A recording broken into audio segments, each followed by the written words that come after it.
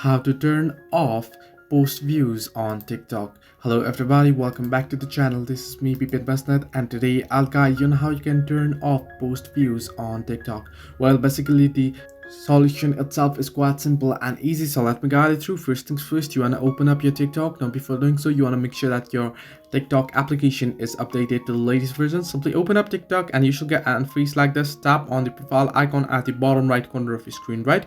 Once you tap on it here, you'll get an interface like this. Now here what you want to do is you want to tap on the three horizontal line icon at the top right corner of your screen, and then simply tap on settings and privacy at the bottom of your screen.